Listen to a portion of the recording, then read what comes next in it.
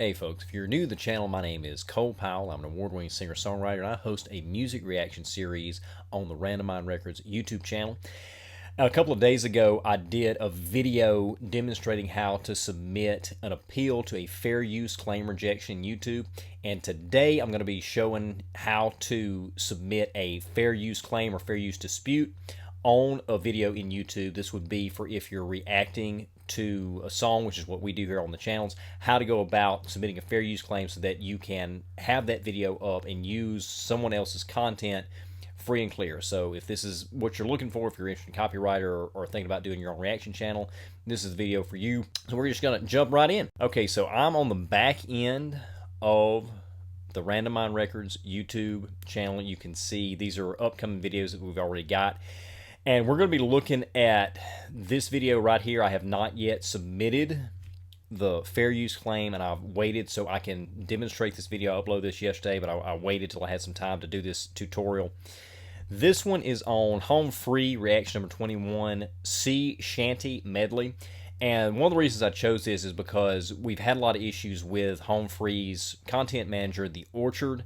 I say issues. I don't even know if there's a human being on the Orchard's end that's doing this. I've said this in videos, I've said this in comments. I think it's more automated bots at this point. Whenever someone uploads a reaction video, YouTube's algorithm automatically identifies whatever song, whatever music video that the reactor's reacting to, and it's immediately claimed on behalf of some kind of copyright claimant, whether that be the copyright owner directly or a content manager claiming it on behalf of the copyright owner. And just to be clear here, this is not Home Free that does this. The Orchard, as far as I know, is their distributor who's distributing their songs. Now, they used to have a contract. Now that they're doing their own thing, bought their contract out, from my understanding, and they're using the Orchard to distribute and manage their content on YouTube. So this is not them directly. This is just a middleman that has certain policies and possibly has certain algorithms in place to deal with this kind of thing. And it's nothing to do with Home Free. They love reactors. They want reactors to be able to react to their videos and have their videos unrestricted. So just wanted to clarify that before we go any further. So in this particular case, when we uploaded this, it immediately got restrictions on the video because it was recognized that this work that we were reacting to belongs to Home Free. And if we go to copyright here, we'll see copy protected content found. The owner allows the content to be used, but you can't monetize your video. Okay, well, let's go to see details and see what happens here. If we scroll down here to video cannot be monetized, we see copyright owners are listed as The Orchard, which they're not the actual owner. That's just the terminology they use here. The Orchard on behalf of Home Free Records. So Home Free Records, which is the band's own record label, is going to be the group managing here, the group owning here, and the Orchard's managing it on their behalf. Okay, so in order to have this completely unrestricted under fair use, which is how reaction videos are able to be made and put on YouTube, although there's some legal wiggle room and argument there on both sides that I think eventually is going to have to be resolved through legislation or litigation, we can put this up. We go to our options here, trim out segment. Okay, we can't do that without compromising the integrity of the reaction video because we're reacting to the song. Replace song. Again, can't do that. Mute song, again, it would just completely negate the point of doing the reaction video. So the last option here is dispute. Do you have the rights to this content? We are arguing that we do under U.S. copyright law fair use exemption, which allows you to use someone else's content for the purposes of critique, commentary, education, and if you're using it and transforming it in some kind of way. Now, back to the term dispute. I'm really not a fan of that because it sounds like, I said this on another video, if it didn't get cut in editing, I don't remember, but I don't care for the term dispute because it makes it sound much more contentious than it actually is, because when we submit this fair use claim, nobody has even looked at the video to assess it for copyright infringement to see if it's fair use. It's just automated completely in YouTube through algorithms, through their content ID. So to say that I'm disputing it, to me, that sounds like that you would actually be in contention with another human being, and that's not the case here. There's no human agent involved at this point. So dispute's a little strong word for me. So I say submitting a claim, a fair use claim, because that's what it is. So we're going to go click dispute.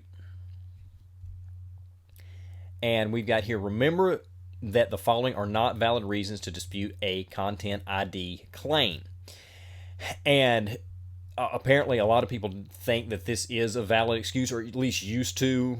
I don't know. I never would have thought this. I guess I would have at some point in my life, but not by the time I got to posting things on YouTube. But anyway, I own a copy of the song or video. That doesn't matter. I'm not making money from my video. Doesn't matter. I gave credit to the copyright owner. Doesn't matter. My dispute isn't based on any of the reasons above. I would still like to dispute this content ID claim. We click that. We click continue.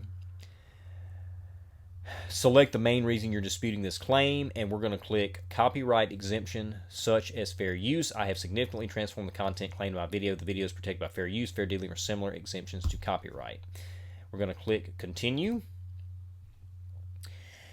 And then there's another screen here. Fair use, each case is different. There's no magic formula. Types of reuse that may be okay. Common misconception about fair use. I'm not going to read all that. If you actually do this, you can read all that.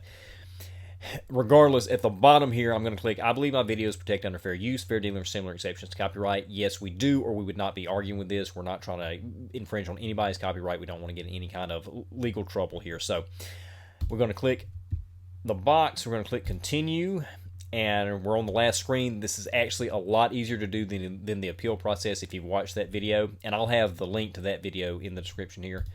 We're going to select type of video, and it's going to be a reaction video. Then we have give the claimant why is your use of the claim content an example of fair use. Give the claimant as much information as you can about why your video is protected by fair use, fair dealing, or similar exceptions to copyright. And I already have a basic, just like I did with the dispute video. If you've watched that one, the appeal video, excuse me, a basic thing that I copy and paste and put on each one. Sometimes I'll have to go in there and edit for a specific video. And I am going to say the following. The video, which has been flagged for containing copyrighted material, is a music reaction video which follows the general format of many similar videos currently widely available on YouTube. The copyright claim material features in the original video that serves as the subject of the reaction. Now, I'm not a lawyer. I'm just get that out there. So if you do this, you do it at your own risk. And I have no idea exactly how good this is worded. This is just something I've worked on, come up with over the course of doing this for about 9 months now. And it's worked most of the time. So I guess it's okay. Now, the purpose of these particular things in those first two paragraphs, the first is establishing that there are already many videos like this one up on YouTube that are free and clear that aren't considered copyright infringement, or they wouldn't be allowed to be up. So that's establishing that. That's paragraph 1. Paragraph 2, the original video has been reduced in size by 64%, while its audio volume level has also been reduced. The original video is also stopped and removed from the screen multiple times throughout the reaction video, while blocks of commentary on the original video content are being delivered. Commentary is also occasionally delivered while the original video is playing, obscuring some of the original video sound. The second paragraph establishes that we have transform the video, that it's not just a substitute for rewatching the original video, because we've shrunk it down, we've reduced the volume, and we're chopping it up. And then we're also establishing that we are commenting and critiquing over it, and that sometimes we're even talking over it where you can't even hear the video because we're talking over it. So it's not a replacement for the original video, and it is being used for critique, commentary, and education purposes. Next paragraph, the purpose of this reaction video is to offer analysis and critique of the music and performance featured in the original video, with the reactor offering a unique, that's me, the reactor, a unique perspective as a singer, songwriter, and musician.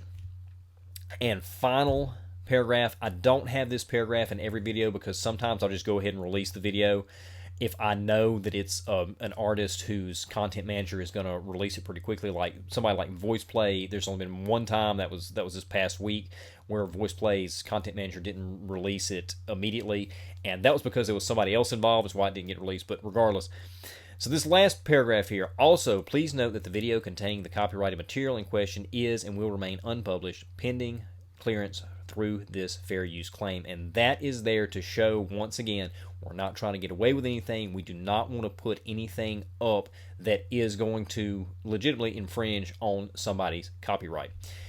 The last bit, you have to check these boxes. My video does not infringe anyone's copyright. Check. I understand that the claimant will be able to review my video and my dispute rationale. Check. I understand that filing fraudulent disputes may result in termination of my YouTube account. It's pretty serious. Check. And finally, signature, which I am going to cut and skip to after we've clicked the submit button. Now it says dispute submitted. All right, we're going to click close. And you can see here it says video monetization being held, dispute under review, dispute expires in 30 days.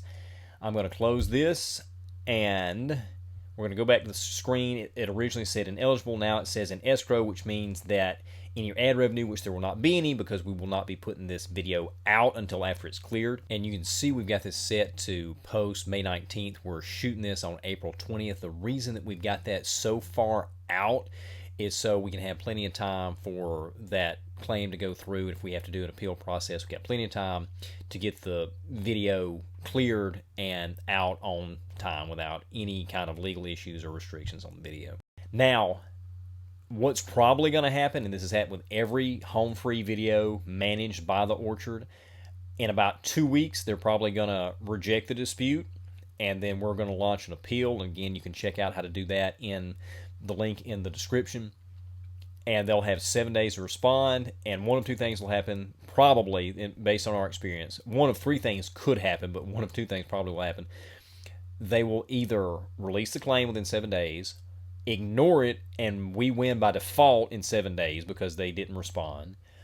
And then the third, which we have never had happen on Orchard managed videos, is they could reject the claim and we got to take the video down. So that is how you submit a fair use claim or a fair use dispute in YouTube.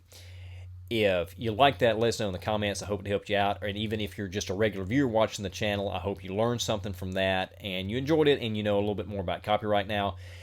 If you like what you see here, consider subscribing to the channel, and we'll see you soon.